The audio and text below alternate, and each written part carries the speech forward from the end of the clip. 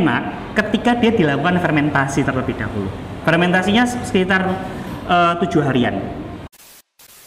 Banyak sekali jasa PPI yang sangat melekat di diri saya, terutama terkait pembentukan karakter.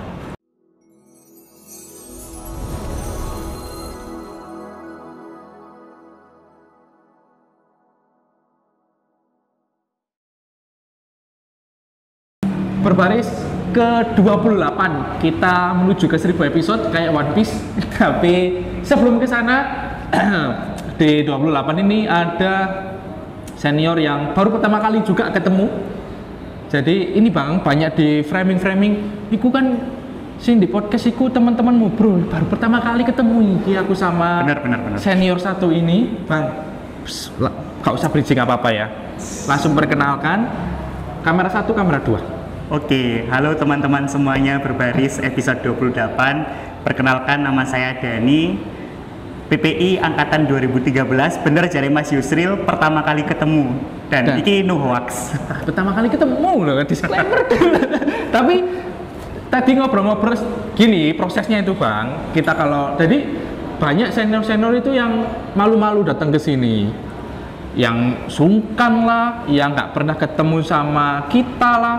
Karena kan aman-aman aja kan. Kita niatnya share di sini, sharing, ngobrol-ngobrol di balik kamera. Sebelum action itu kita ngobrol-ngobrol dulu gitu. Pasti asik aja. Tadi sebelum ini juga ada tadi Bang Dion. Episode sebelum ini ada Bang Dion di episode 27. Nah, ini kita upload di tanggal 18 Bang.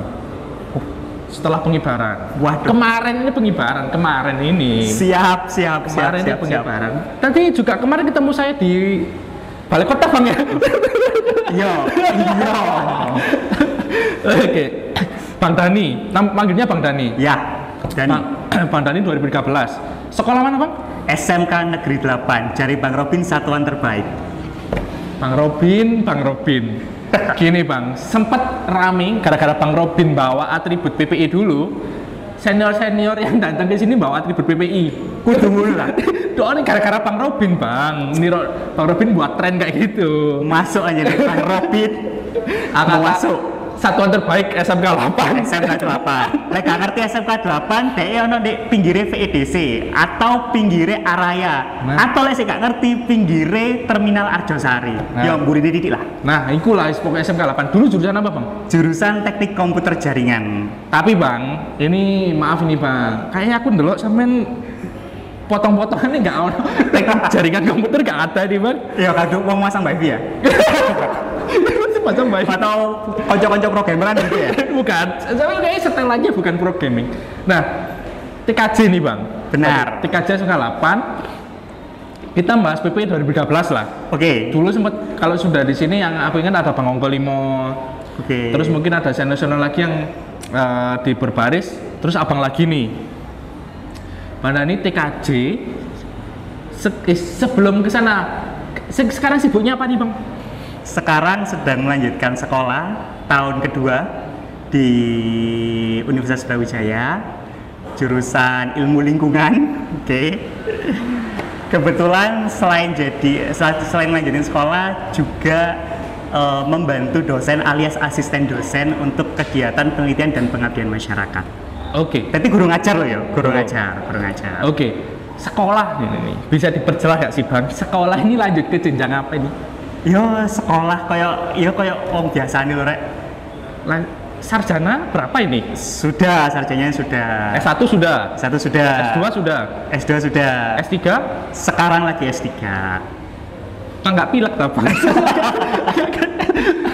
Ini terinspirasi Bang Divi ya. Bang Divi? Iya, kebetulan ono sak jurusan di S2 itu jurusan saya dan Bang Divi itu sama. Pengelolaan sumber daya lingkungan dan pembangunan. Gurune wodo. Oke, diurut dulu Bang. Oke. SMK TKJ. Teknik Komputer Jaringan. S1 apa Bang? Pertanian. Budidaya pertanian. Wis rada ado nih Bang. Ado banget Bang. Ado. S2? S2 Pengelolaan Sumber Daya Lingkungan dan Pembangunan. Oke, S1 sih sama S2 sih oke lah Bang ya. Oke. S3? Yo. S3 Ilmu Lingkungan. Oke. Enggak, TKJ ini lho Bang, di mana Bang? TKJ ini lho Bang. Ya, STKJ ini biyen 2013 sampai 2015. Oke. Berarti abang asli Malang. Asli Malang. Lahir di Malang, besar di Malang. Besar di Malang, lahir di Saiful Anwar. Oke. Besar di Malang Coret, Ongi Siras. Singosari. Jari ini sih putu ikan aro ya. Oke. Oke bang, terus. Oke. Kenapa? Terus SMA pindah nang Malang Kota nang SMK Wulu soalnya cedek kabupaten. Oke. Kan Oh cedek iya, terminal. tinggal lurus saja Iya. ya. Lurus. Lurus. Angkot tok cukup. Angkot apa bang dulu bang? LA. LA. Lawang Arjosari. LA isi piro ya. Jadi dulu LA. Lawang Singosari. Lawang Arjosari. Oh, Lawang Arjosari. Mudun terminal mlaku wis nang sekolah. Jalan SMA SMK 8. Oke. SMK 8, SMP Singosari kan? SMP Singosari, SD Singosari. SMP 1 Singosari nggak bang? Bukan dong, bukan. Mana? SMP Plus Hidayatul Mubadiin, sebuah sekolah yang ada di desa, ya berbasis pesantren. Ya aku arek pondok sih mbiyen. Oh siap. Ya biasa-biasa. Oh, biasa bang ya. Oke. Jadi SMK 8 nih bang. Kenapa kok ngambil TKJ? Waktu itu melihat prospek bahwa belajar komputer itu menyenangkan untuk anak SMP. Oke, di tahun 2013. 2012 kayaknya. Abang masuk 2012 2013. Oke. Benar. Ya, ngono lah pokoknya. Intinya komputer ini seru dan dulu SMK 8 kan dalam tanda kutip cukup berbeda ya. Ya. Tapi semenjak semester pertama kehilangan kepala sekolah terbaik kami, akhirnya sistemnya berubah jadi biasa. Oke. Tapi bang, teman-temanku TKJ juga banyak. Sekolah-sekolah SMK 2, SMK 3 segala macamnya. Itu rata-rata mereka memang paham di komputer, gamers. Rata-rata itu. Abang, apakah dulu juga suka nge-game terus pingin atau cuman tadi alasannya cuman kayak menarik belajar komputer? Soalnya dia kan Ayas biyen kan di pondokan ya. Jadi nyekel komputer itu hal mewah. Kebetulan di SMK Wulu ono jurusan teknik komputer jaringan. Ngertine ono tulisan komputere, gak ngerti lah di jerone iku belajar jaringan. Akhirnya dari situ kepolosan anak kecil, mari kita masuk di sana. Jadi awalnya banyak keminderan dari kabupaten sekolah di kota. SMP Solo, mau SMP wah minder pol itu. Tapi ternyata tidak semenyeramkan itu. Abang belajar komputer nih, jaringan, komputer, gimana bang? Ada shock culture-nya? Lah kok gini? Kebetulan karena semuanya mulai dari step yang sama, paling naik beda spek laptop ya.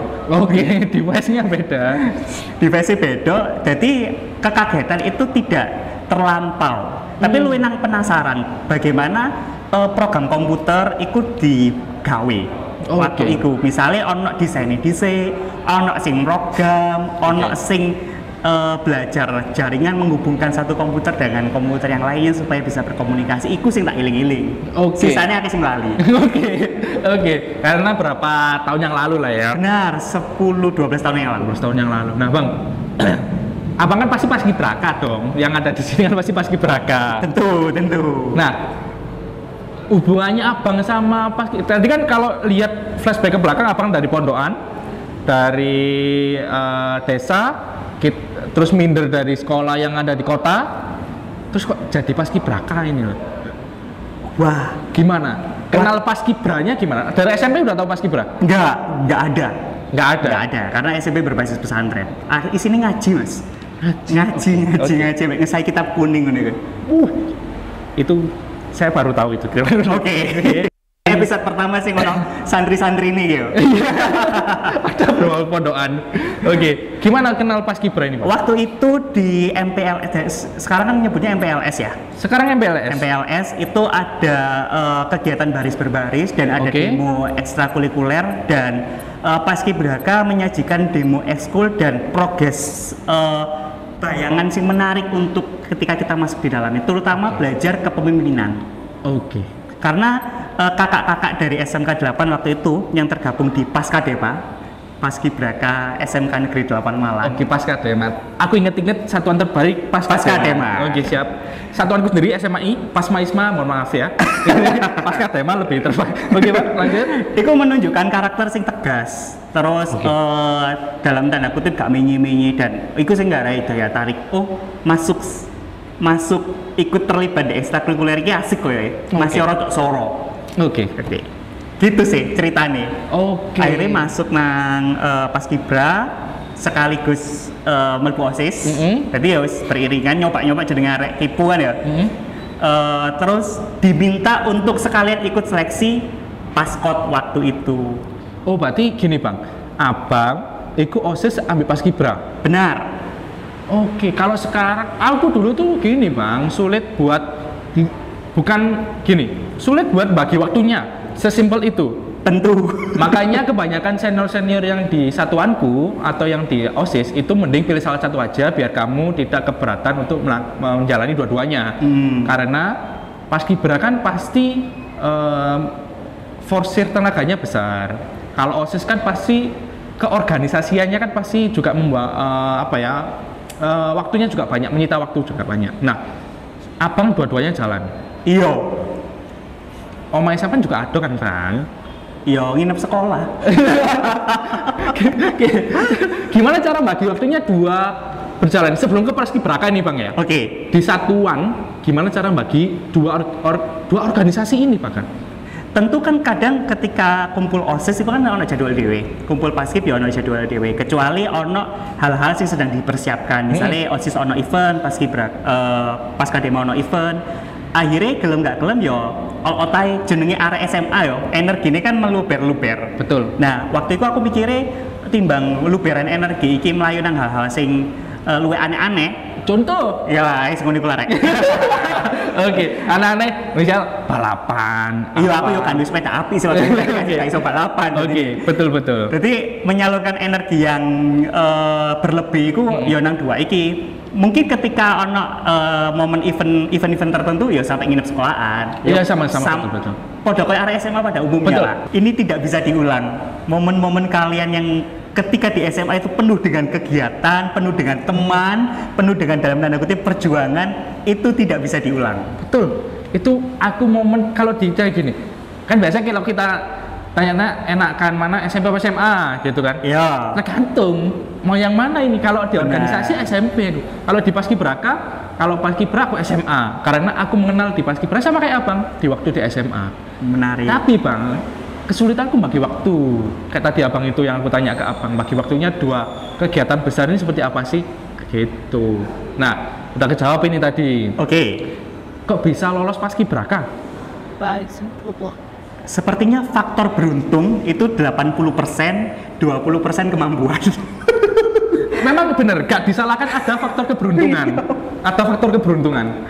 Karena teman-temanku yang diproyeksi boleh jadi bisa punya chance lolos lebih tinggi, itu seleksi pertama kedua itu berguguran. Oke. Jadi seleksi ketiga waktu itu ya tinggal sangat sedikit dari Paskadema itu. Dan kebetulan aku jadi salah satu sing berhasil beruntung untuk masuk di pelatihan apa jadinya calon Paskibraka sing kayak play dulu. Iya. Kemana-mana gondol. Oh iya. Aku. Benar sekali. Nah, oke. Ternyata seperti itu memang dari Eskul Paski. Ya.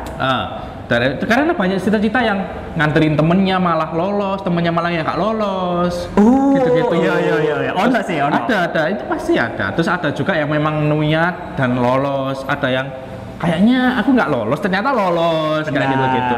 Karena itu kita nggak tahu, bener-bener nggak tahu rezeki orang di mana dan segala macamnya. Nah, TKJ Paskibraka S1 nih Bang. Iya. S1 nih artinya apa? Pertanian. Gini Bang, wis gak penasaran sama lab komputer nih berarti? Komputer, laptop. Oke, sudah selesai penasaran. Sudah selesai, oke. Ke pertanian, alasan mau tanya, kenapa masuk pertanian? Boleh flashback agak jauh dikit nggak? Boleh. Jadi waktu awal jadi Purna Paskibraka, jadi pasca tugas pengibaran di 2013, OSISnya makin kenceng. Selain ikut di Paskadema, OSISnya makin kenceng. Waktu itu juga cukup aktif di PPI, biasalah area-area tahun pertama. Oh ya, masa bakti gitulah. Itu aku juga kebetulan beruntung, sekali lagi beruntung untuk terpilih menjadi salah satu dari 100 ketua OSIS terpilih se-Indonesia untuk dapat pelatihan Indonesian Student Leadership Camp di UI waktu itu. Oke, bentar Bang. Pewanjang itu namanya tadi. Iya. Gini, apa ketua OSIS? Di SMK 8 ketua OSIS? Benar, di tahun kedua kan ketua OSIS. Oke, tahun kedua ketua OSIS. Nah, terpilih jadi 10 besar 100 besar. 100 besar ketua OSIS terbaik se-Indonesia. Diundanglah ke UI. Ke UI bener. Arek Singosari iki. Singosari arek pondokan iki. Iya, iku nang Jakarta. Jakarta iki. Jakarta. Ngapain, Bang? Kami dapat kesempatan kenal temen dari Aceh sampai Papua. Oh, karena 100 orang itu memang diverse banget dari seluruh Indonesia. Dari seluruh Indonesia. Tidak mewakili semua provinsi, tapi mayoritas provinsi itu ono loh. Oke, dari Malang berapa? Selain Abang? 3 orang kalau tidak. 3 orang. 3 orang, termasuk ketua OSIS-nya SMA 10. Oke. SMA 10 Sing Sampurna Foundation. Sekarang Taruna Nala. Oh, sekarang Taruna Nala. Oke. Sama ketua OSIS-nya SMA apa dulu nggak salah? SMA 3. SMA 3 Tugu. Oke. Iku kami berangkat, budaya dewe-dewe yo, ketemu di kono. Di sana itu ke aktivitasnya salah satu yang berkesan adalah mengunjungi DPR RI. Oke. Jadi dolen nang kantore sing biasa dirimu wong-wong ku, lah dolen mrono. Bang, aku pengen Bang ke gedung DPR. Ke gedung DPR RI. Oke. Singkat cerita, salah satu materinya itu ono sing bahas tentang isu lingkungan. Waktu itu kami dikenalkan tentang isu-isu lingkungan. Salah satu alumni dari FON iku ono sing jadi anak teknologi lingkungan atau industri lingkungan ngono di UGM. Oke. Terus iku cerita tentang bagaimana lingkungan dikelola. Dan kebetulan di sekolahku iku pas aku kelas 3 lagi ono Adiwiyata. Oh, kok ternyata apa gawe kompos gawe pupuk itu kok menarik ya. Menarik, kembali lagi menarik ini ya. Iya, jadi kepo. Oh, oke. Dan kebetulan waktu itu aku sempat magang di suatu perusahaan besar sing ngelola otomotif, tapi aku bidang teknologi ini. Delok pekerjaan kantor itu sepertinya bukan passionku. Aku tidak bisa membayangkan ketika harus bekerja berulang-ulang dengan cara yang sama. Sehingga kayak opsi sekolah ini kudu dipertimbangkan iki. Sing sekirane iso dolin, yo iso bermanfaat nang masyarakat. Soalnya aku seneng dolin. Dasar tapi yo seneng interaksi nang masyarakat. Akhirnya opsine lek ilmu lingkungan waktu itu atau aku lali judulnya saiki apa? Iku ono di UNER Surabaya. Tapi karena satu dan lain hal tidak bisa meninggalkan Malang, opsine nang pertanian UB. Kenapa itu sama daftar pertanian S1-nya di pertanian? Benar. Oke, karena awalnya dari gedung DPR tadi. Iya, wis diracuni kakak-kakak sing ada di kono lah. Oke, Bang. Sebelum lanjut ke S2, aku mau bahas yang flashback-nya apa tadi yang 100 orang ketua OSIS lah. Ya. Nah, berarti Abang di Malang itu kita bahas OSIS dulu nih. Oke. Ketua OSIS nih. Aku dulu sempat ingat Bang, flashback juga nih. Aku dulu sempat ingat waktu OSIS di SMP Lab. Itu juga aku ikut itu forum ketua OSIS Semalang Raya kalau nggak salah. Oke, menarik. Itu sama ada di hotel apa gitu, seminar kayak gitu-gitu. Nah, tapi setelah itu aku nggak berkegiatan lagi karena kan periodenya udah selesai dan segala macamnya. Nah, Abang di Malang ini ikut itu anggota atau sebagai apa Bang? Iya. Kok sampai bisa kepilih 100 itu loh?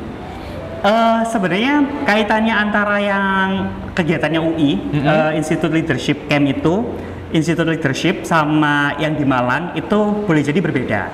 Tapi kebetulan waktu itu teman-teman para ketua OSIS di angkatanku berarti 2014 itu juga sedang mereaktivasi. Jadi dulu sudah ada di angkatan 2010-an itu sepertinya sudah ada forum OSIS untuk mewadahi ketua OSIS di Malang Raya, tapi sempat vakum. Kemudian direaktivasi di 2014.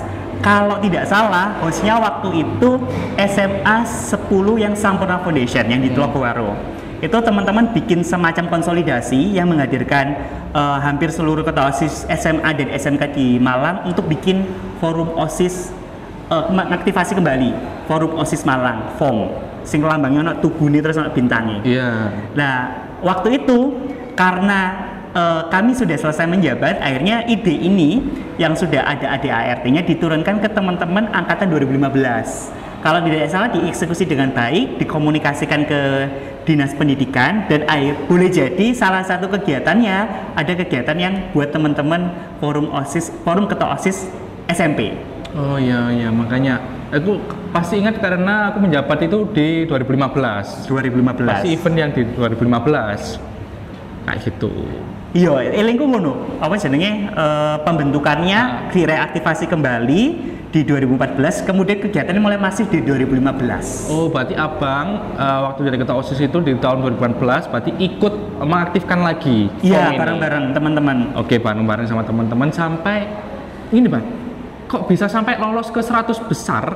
Oh, 100 orang ketua OSIS itu ada seleksinya? Ada seleksinya. Jadi kita diminta untuk mengisi biodata, prestasi dan lain sebagainya di websitenya UI waktu itu, Institute Leadership. Salah satu persyaratannya bikin esai tentang apa cita-citamu di masa depan kalau nggak salah. Pokoknya waktu itu Apakah nulis apa itu Bang di esai? Seingat saya, waktu itu saya lagi terinspirasi dengan Indonesia Mengajar. Oke. Yang ngajar di pulau-pulau terpencil, kemudian berinteraksi sama masyarakat lokal. Dulu ada websitenya Indonesia Mengajar angkatan berapa, terus bikin kelas pengajar atau apa. Anak SMK ini membaca itu. Oke. Karena Bang juga suka dolen kan? Iya, suka dolen dan suka pendidikan. Singkat cerita, esainya kalau tidak salah tidak jauh dari situ. Oke. Jadi lebih ngobrolin tentang pendidikan dan bagaimana pendidikan ini bisa merata. Selain itu juga membicarakan tentang pengalaman, tentu ini pengalaman di Paskadema sekaligus di PPI. Karena itu tidak terlupakan. Kuat banget itu Bang. PPI nih, ketua OSIS nih. Ya begitulah. Jadi menurut saya banyak sekali jasa PPI yang sangat melekat di diri saya, terutama terkait pembentukan karakter. Oke, jadi lolos 100 besar, terus menginspirasi jadi untuk jurusan yang di sarjana satu tadi. Benar, jadi memutuskan shifting itu bukan karena salah jurusan, shifting dengan sadar. Oke. Karena waktu itu pilihannya yang saya masukkan di waktu itu SBM ya, itu peternakan ambek pertanian. Tapi pertanian pertama, pertanian dan peternakan. Jadi gak melbu pertanian, melbu peternakan, gak ya gak lolos. Oke, akhirnya lolos yang di pertanian. SBM tadi Bang ya. Benar sekali. Nah, pertanian nih Bang, S1 lah, S2 loncat lagi nih. S2 pertanian itu ada teman-teman ya? Iya, S2 pertanian pertanian itu ada. Terus diarahkan untuk lintas bidang ke ilmu lingkungan. Kalau ini dibimbing oleh beliau, akhirnya masuk dalam pengelolaan sumber daya lingkungan dan pembangunan. Gitu ceritanya. Bang, yang dibahas di pertanian itu apa sih Bang? Yang dibahas di pertanian itu ada 4 ilmu. Pertama agribisnis, tapi itu beda jurusan, beda prodi. Kalau saya prodinya agroekoteknologi. Ada 3 ilmu yang dinaungi. Pertama itu ilmu hama penyakit tanaman, kedua ilmu tanah, ketiga ilmu budidaya pertanian. Nah, saya ada di budidaya pertanian. Spesifiknya pemuliaan tanaman, laboratoriumnya. Apa itu pemuliaan? Pemuliaan itu sing gawe benih dan varietas. Oh, Bang. Berarti aku tanya, Bang, tanaman itu gimana? Itu tanaman artifisial. Oh, gitu. Oke. Lebih spesifiknya ke situ. Ya, jadi ngurusi belajar untuk buat varietas tanaman. Oh, berarti menurutku Bang ya, dari orang awam yang Abang jelaskan tadi ke S2 itu nggak terlalu lompat jauh kan Bang? Masih ada variabelnya atau memang lompat jauh banget? Nah, itu kembali lagi kebetulan pembimbingku mengarahkan untuk tidak terlalu jauh. Kalaupun dijauhkan bisa, karena jurusan S2 aku itu banyak diisi oleh praktisi. Bisa mengambil penelitian apapun, termasuk penelitian limbah, penelitian ekowisata dan seterusnya. Awalnya ingin ngambil pariwisata, model-model ekowisata, tapi ditarik kembali ke pertanian. Spesifiknya meneliti kopi yang jarang diteliti orang. Kopi? Berarti S2 ini abang meneliti kopi? Kopi, tapi aspek sosial. S1-nya? Peneliti cipluan. Bang, ayolah, cipluan nang kopi kan dia jauh. Loh iya, tapi gara-gara cipluan ini kamu saya nang dindi. Iya, cipluan ini. Cipluan. Kalau nggak tahu cipluan, monggo bang, dijelaskan bang. Cipluan itu apa bang? Cipluan itu buah sing biasanya di sawah, dia tumbuh liar. Terus ono bungkusnya, nah di dalam bungkus ini ono semacam buah berwarna kuning terbungkus dengan bungkus hijau. Engkau golekno dhewe nek apa jenenge Google. Nah, warna buahnya kuning dan rasanya cukup manis. Kayak cherry. Itu yang apa? Teliti apanya? Waktu itu dosenku itu punya koleksi cipluan dari berbagai pulau di Indonesia. Koleksi cipluan? Iya. Koleksi benih cipluan itu kok berbagai pulau, terus ditandur, didelok perbedaannya. Oke. Dan ternyata beda-beda. Oke. Karena cipluan ternyata nyebar mulai dari Sumatera sampai ning Papua itu ono. Oke. Dan masing-masing punya bahasanya sendiri. Misalnya di Jawa Barat itu namanya cecendes. Oke. Tapi podo bentuknya ya cipluan itu mau. Bahasanya aja yang beda. Oke, Pak. S2-nya kopi. S2-nya kopi. S3-nya lanjutin kopi. Kopi ini apa yang abang teliti? Oke. Pertanyaannya menarik. Jadi teman-teman yang kenal kopi biasanya kan kenal kopi apa ya? Aku bang. Ya. Kopi. Jenis kopi. Oh, Arabica. Terus Robusta. Udah itu aja kak sih. Nah, ternyata di dunia kita itu punya banyak jenis kopi. Salah satunya jenis Liberica. Nah, jenis Liberica atau orang biasanya kenal Excelsa atau kenal dengan kopi alas, kopi nongko. Dengan nama-nama lainnya itu tersebar di berbagai daerah karena dulu di bawah Belanda. Nah, fokus penelitianku itu mengungkap bagaimana kopi-kopi ini, kopi yang terpinggirkan ini bisa keangkat kembali. Jadi gini Pak, dari cipluan nih. Manfaatnya dulu sebentar. Kopi cipluan belum selesai nih Pak. Iya, oke. Kita kembali ke cipluan. Cipluan ini apa? Salah satunya dia punya zat sing iso menurunkan tekanan darah. Jadi wong darah rendah lek ngombe cipluan, lek mangan cipluan terlalu banyak iso ngeluh. Soalnya wis terlalu rendah darah ya. Bisa menurunkan wong wis ngamukan. Iya. Enggak usah kayak cipluan aja. Gitu.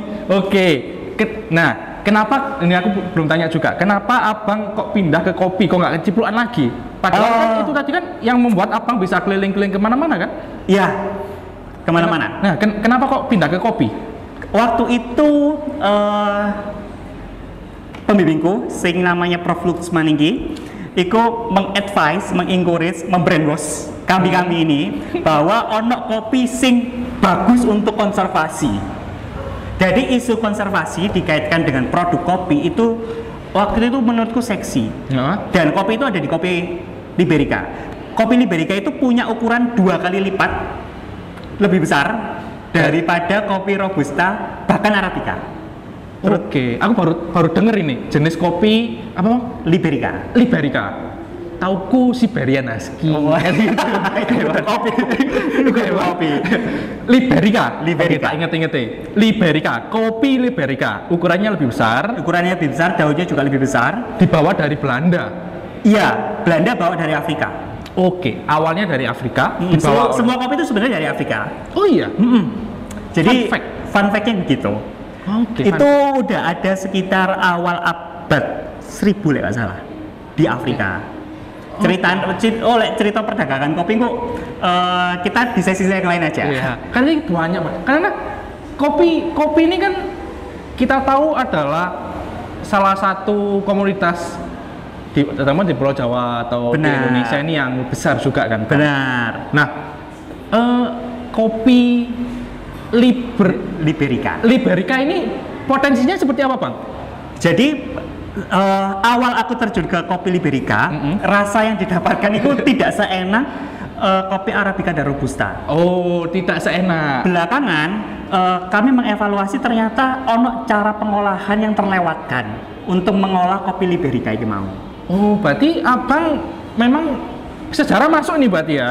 Iso mlebu sejarah. Makanya sampai ada step yang hilang cara mengelolanya. Karena dianggap sama dengan kopi Robusta dan Arabica cara ngolahnya. Padahal ono sesepuh kopi jenenge Mbah Kramer. Kalian bisa searching PJS Kramer itu bilang bahwa kopi Liberica itu punya potensi rasa yang enak ketika dia dilakukan fermentasi terlebih dahulu. Fermentasinya sekitar 7 harian. Oke, dari kopi difermentasi nanti bakalan enak. Iya. Yang aku tahu fermentasi ini singkong. Iya, tapi lah itu. Tapi iya. Dari kopi Difermentasi. itu rasanya sama kayak kopi-kopi atau gimana, Pak? Liberica ini punya kekuatan di hin-hin buah-buahan ketika setelah diferment. Sometimes floral itu lah di dunia kopi itu nilainya cukup tinggi. Nah, Liberica itu punya kemampuan untuk sampai ke sana. Lah, lek pengin ngerti kopi Liberica atau Excelsa sing enak, teman-teman bisa main ke Wonosalam Jombang. Di sana ada prosesor kopi yang kebetulan aku melok penelitian ambek wong-wong iki, jenenge di Instagram @sumberwandi. @sumberwandi atau @wande_family_estate. Itu mereka apa? Kopi-kopian kah? Jadi Liberica itu ono beberapa kecamatan sing memang banyak ditemukan. Salah satunya kecamatan Wonosalam Jombang. Oke. Lek sampe nang Dampit Iya, kan Pak. ketoke Robusta. Betul. Lek sampe nang Ponjokusumo akeh Arabica. Iya. Nang Kawi akeh Arabica nih sore Robusta. Lah ndek Wonosalam iki sangat banyak Excelsa Liberica. Jadi kopi ini godhongnya gede. Oh. Buah kopi ini relatif besar. Oke. Sing memang itu jadi budaya masyarakat untuk menanam itu. Nah, si Robusta dan Arabica ini banyak banget penelitinya. Oke. Wakil lah, lek sampean golek ahli Robusta, golek ahli Arabica itu banyak banget. Bahkan sampai hilir itu wakil. Nah, sedangkan si Liberica ini istilah kerennya itu ya, underutilized species atau neglected species. Tanaman yang terpinggirkan. Itu loh artinya tanaman yang terpinggirkan kan, Pak? Iya, kapan diurusi. Oke, karena mungkin tadi alasannya rasanya nggak enak. Iya. Terus juga itu tadi ya, Bang ya.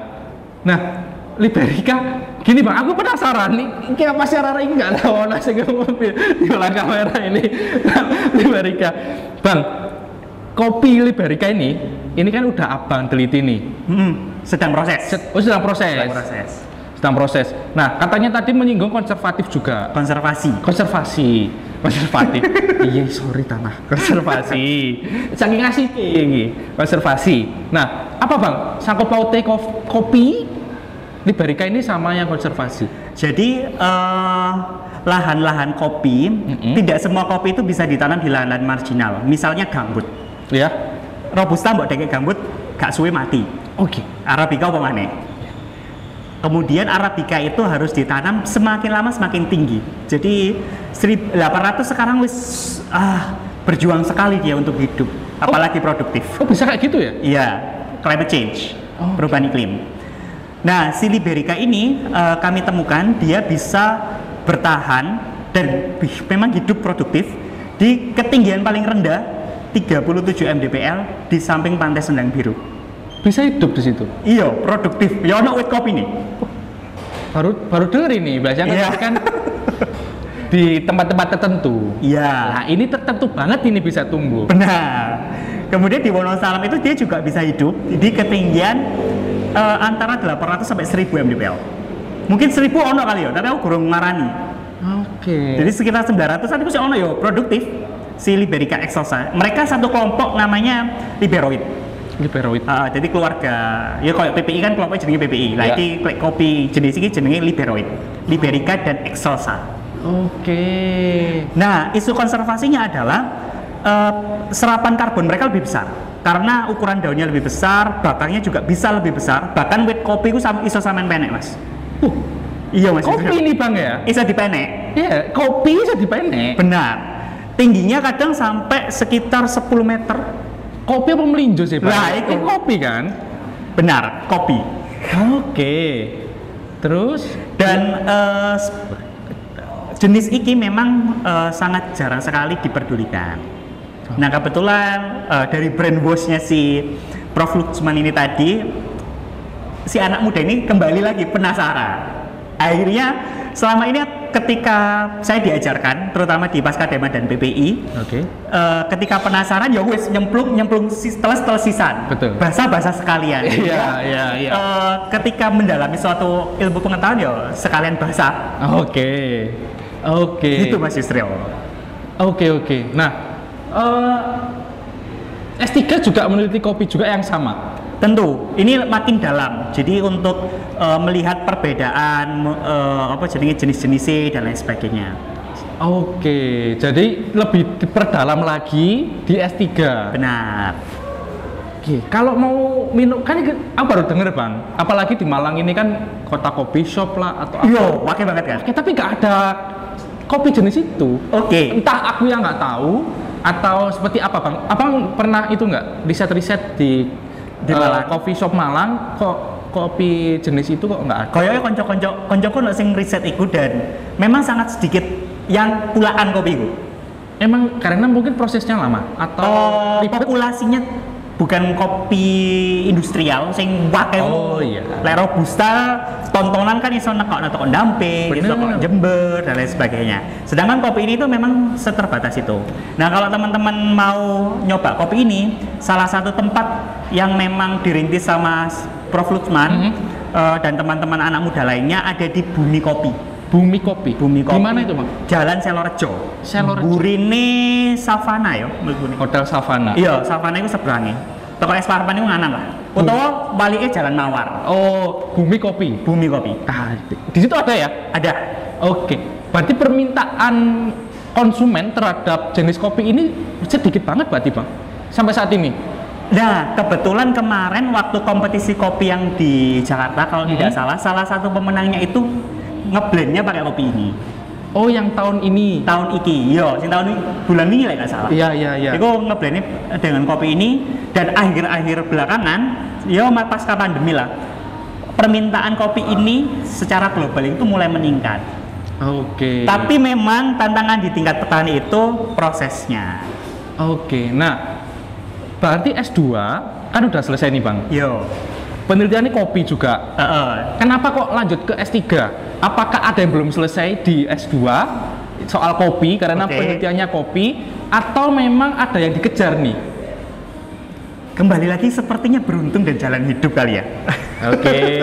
Apalagi nih penasaran apa Jadi lagi waktu nih? itu S1 saya beasiswa bidik misi full sampai lulus. Kemudian S2 kebetulan waktu itu daftar beasiswa tapi belum berkesempatan lolos. Waktu itu didorong S3 oleh Prof. Lutsman. Kemudian keberuntungan kembali menghampiri lolos beasiswa unggulan dari Kementerian Pendidikan. Tapi kekurangannya sekolah S3 tapi 3 tahun udah kemarin. Ini sudah berjalan berapa tahun, Bang? 2 tahun. Berarti tahun Mohon doanya teman-teman. Amin. Dari tahun depan nih, Bang ya. Semoga bisa selesai. Jadi sekarang prosesnya penelitian kopi. Makanya lebih banyak di Wonosalam, lebih banyak main ke hutan atau ke Malang Selatan daripada di rumah sendiri. Ini tadi dari mana, Bang? Sebelum datang ke sini? Ini tadi dari mudik ke rumah mertua. Oh, ke rumah mertua. Tak kira dari sana. Oh, enggak. Kalau di sana titip lah aku. Boleh lah, boleh. Prosesnya difermentasi dulu dan segala macam. Nah, yang Abang perdalam ini soal apanya nih, Bang, di kopi ini, Bang? Kebetulan karena background sekolahnya ilmu lingkungan, jadi tentang tata kelola industri kopi. Untuk peningkatan daya saing si kopi ini sekaligus untuk konservasi bahasa kerennya terroir. Apa itu, Bang? Apa mana iki? Terroir ini, Bang. Terroir itu adalah terroir ini biasanya diksi yang digunakan untuk wine. Jadi wine sing enak itu berasal dari satu tempat yang enak. Di kopi bahasanya single origin. Oh iya, tahu. Jadi lingkungan tumbuh si kopi itu tadi mempengaruhi cita rasanya. Oh ya, I see. Oke. Terus itu lagi kami cari tahu sejauh apa lingkungan tumbuh kopi dari satu lereng gunung itu bisa mempengaruhi cita rasanya untuk jenis Liberica dan Exos. Oke, yang paling baik menurut Abang itu yang tumbuh di daerah mana, Bang? Ini masih dalam proses riset TC. Jadi sebenarnya tumbuh dimanapun karena dia adaptif, dia punya keunikan sendiri. Cuman ketika ada satu proses pasca panen yang tidak tepat, misalnya petik itu gak petik mateng. Jadi fun fact-nya teman-teman, kopi itu matangnya tidak harus merah. Iya. Iya. Ada yang matangnya kuning. Kalau di Arabica namanya yellow bourbon. Kalau di Liberica ada juga yang jenis matang kuning. Ada yang matangnya merah gelap, Marun. model marun tapi lebih gelap. Kami nyebutnya deep red. Nah, ketika dipanen sebelum itu potensinya